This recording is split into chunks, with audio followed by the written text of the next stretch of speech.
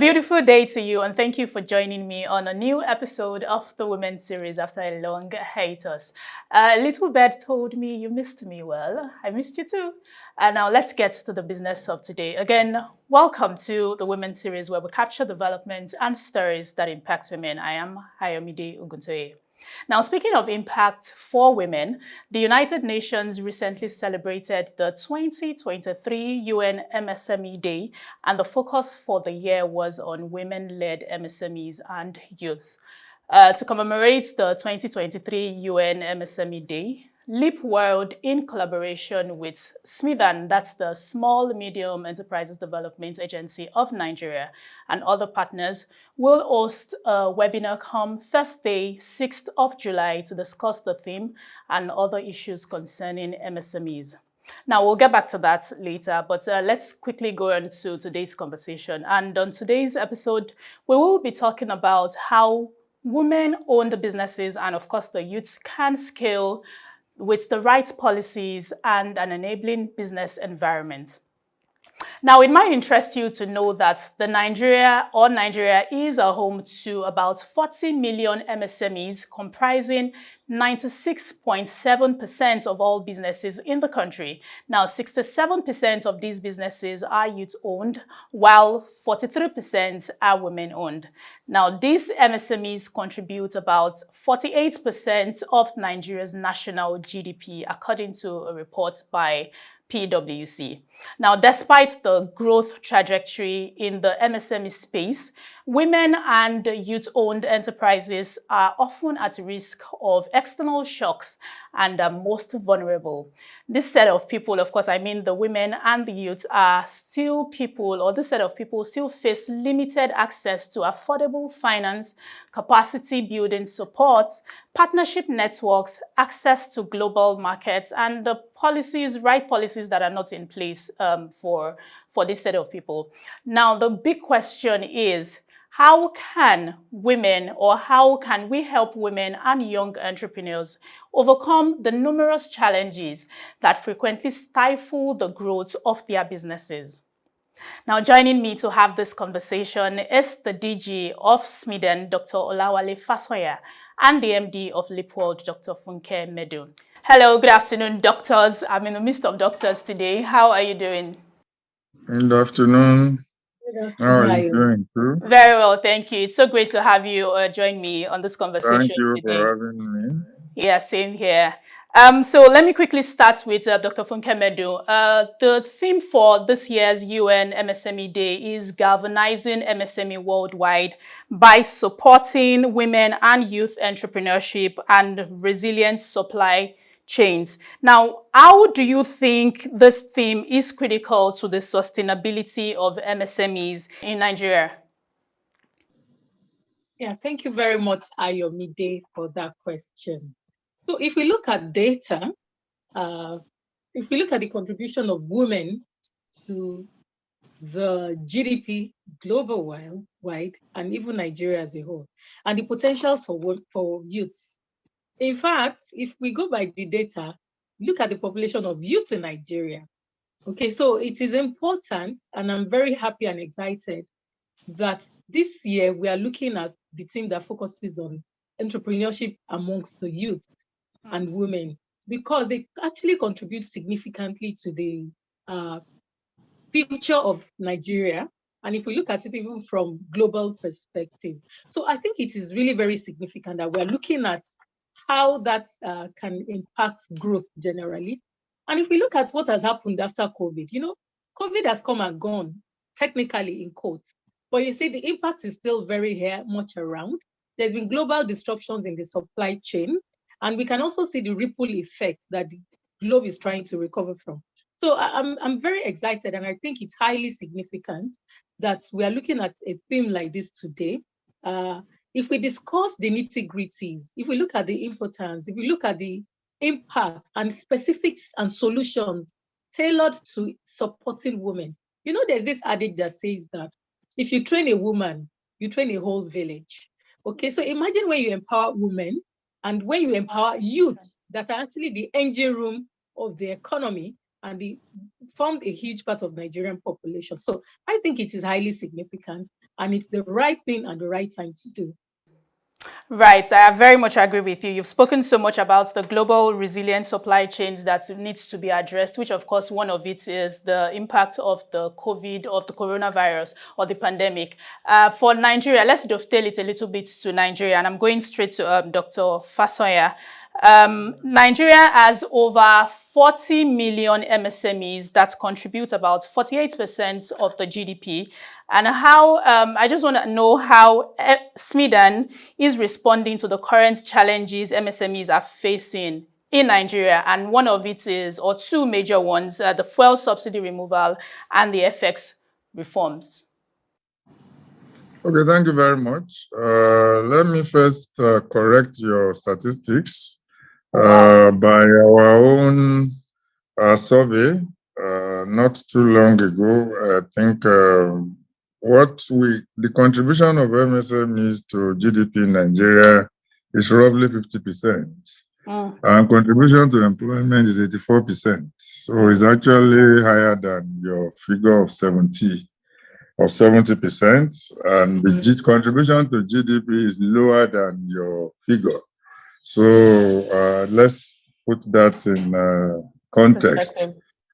Yes, but what are we doing? We all know that the challenges MSMEs are facing are multivarious and is even getting worse in Nigeria now with the fuel subsidy removal.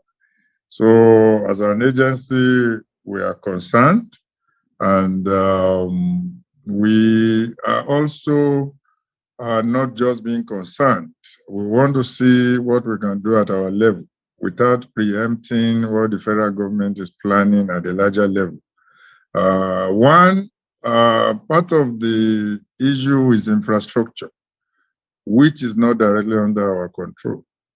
But we believe that what we can do with regards to infrastructure for MSMEs is to provide common facility centers.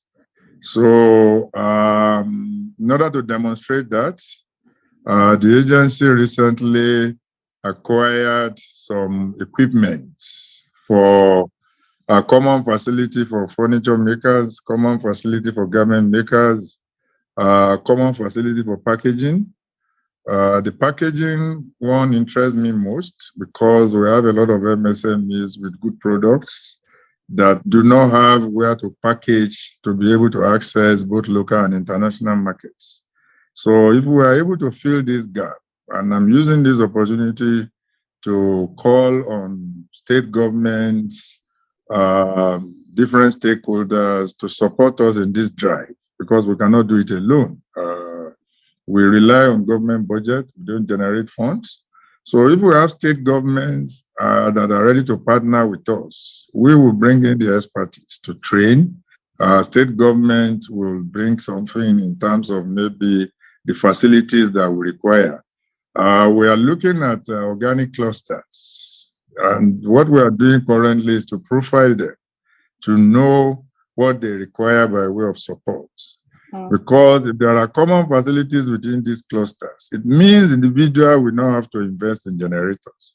Individuals will not have to invest in providing diesel or petrol to run their generators. It means individuals will not access market as individuals. It means they can come together and access market and also get raw materials, using economy of scale. So, but for the ones that are owned by us, the idea is to have youth, that wants to go into business, not necessarily those that are already in business. If they have learned one vocation or the other, and they were able to train them how to run the business, they can come to the common facilities to produce. So all they need to now do is just to have a showroom or to identify markets, and we can also link them to markets. So you can be a business owner using your bedroom. All you need to come is with designs. We have a common facility in our head office in Abuja. You can come and produce and take it to the markets. You can even have your orders before you come to produce. So you have not invested in any workshop. You have not invested in a generator. You have not invested in how to fuel the generator. So we've taken care of your infrastructural needs. All you now need to do is to practice your business. So we believe if we do this and we're able to identify credible partners and we're able to deploy this to all the states of the federal government or the states of the federation, it will really, really help in alleviating some of the initial problems that MSMEs will face by the subsidy removal. Very well, thank you. You've spoken generally and widely based off of the infrastructural developments, which of course is very important and critical to the scaling and the growth of MSMEs in the country. But let's streamline it a little bit and speak to for the purpose of the theme for this year, which of course speaks to more about women and youth. Are there policies or reforms you think that should be put in place, maybe channeled by SMEDAN, that would help women and youth better, such that their businesses grow and then they scale even to the global markets? Well, once you said women and youth, you have taken care of everybody. Because when you say youth constitute both women and men. And then emphasis on women again. Already, all our programs have priority for women and youth. And then we also have specific programs that are women-focused and that are youth-focused. In fact, there's none of our programs that do not have, in terms of targets, more than 50% for women and youth. So already we are doing that. But moving forward, and talking about policy, our current reviewed policy also recognizes the role of women and youth, and there is specific emphasis and priority for women and youth in all the programs, the policies that we have for moving that sector forward. So we don't need to specially now have a policy that we target women and youth.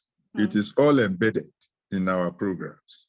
And this is the way we have been going, but we intend to do more. And you heard me when I was speaking, I said we are looking at youth to come and take advantage of the common facilities that we have, So, and when I say youth, we're also looking at women, So, and it is all encompassing, but with special emphasis on women and youth. We only need to do more.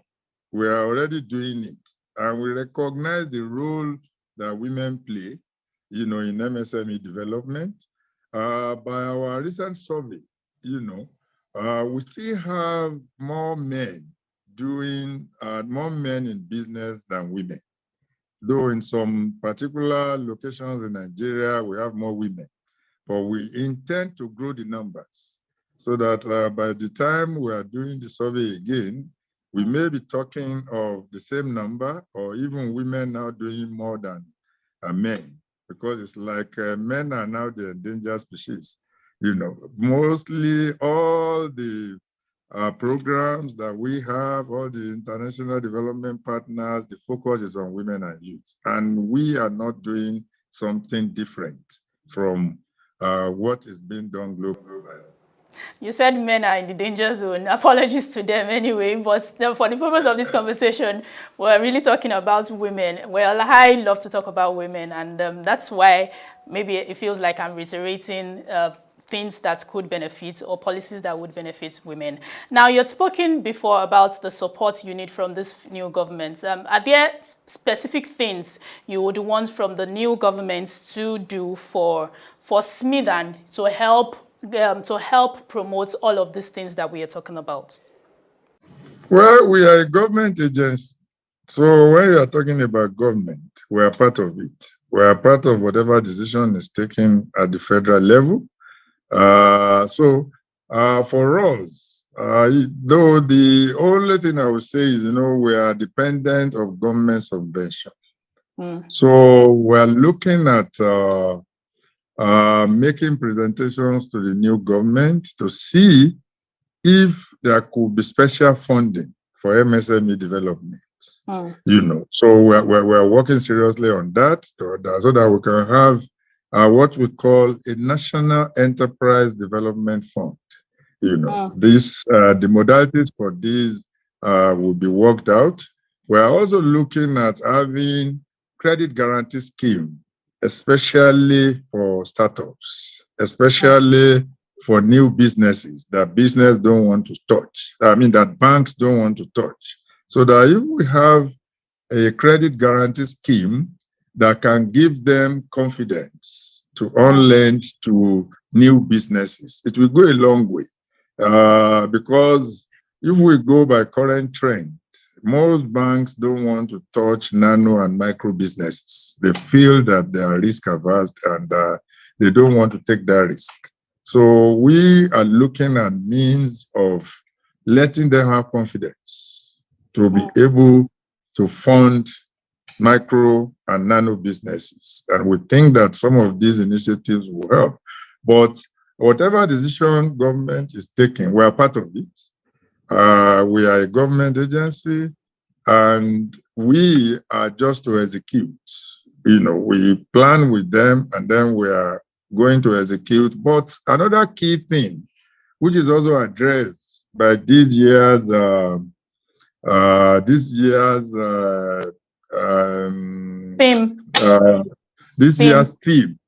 is the issue of collaboration, because to build a stronger future together means we have to come together. So we are also seriously looking at collaborations. It is uppermost in our strategy. And I've been reaching out as the head of the agency to a number of ministries, departments, and agencies, to a number of private sector players, to banks, to all sorts. We are ready to come and beg so that we can work together, so that our work can dovetail. So we are doing this, and we already have a number of agencies that we have signed MOU with so that they can complement our efforts. And when we are talking about women and youth, we are also looking at catching them young. So we have programs addressing students, addressing youth while they are in school, right from secondary school up to the tertiary levels, so that if we can catch them young at that level, then we are building a future together. So these are some of our priority areas. Thank you very much. Thank you very much, sir. We're definitely looking forward to these initiatives and these collaborations that we definitely believe that will help scaling for MSMEs in the country. Quickly, let me ask Dr. Funkemedu. We're looking forward to the celebration of commemorating the 2023 UN SME Day by Leap World, and which is in collaboration with SMIDAN and other partners.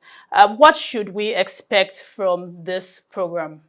Yes, thank you very much, Ayomide. And I joined you to take a smile at DG's comments on men are now the endangered Danger species. zone. Yeah. I'm yet to recover from that, DG. It's good to know that men are also feeling something like that. Don't worry, the women will support the men, so they will not be endangered. And Ayomide, so a number of things we are looking at this year, in line with the theme. If you look at the lineup of the speakers we have, the DG, of course, is always there to support every time, to spread the gospel of MSME. So he's going to be our keynote speaker. And we also have a panel member from SMIDAN as well. And that would also let people know what SMIDAN has been doing. So we can't talk too much about what SMIDAN has been doing. They've really been very key to galvanizing and making things happen in the MSME sector.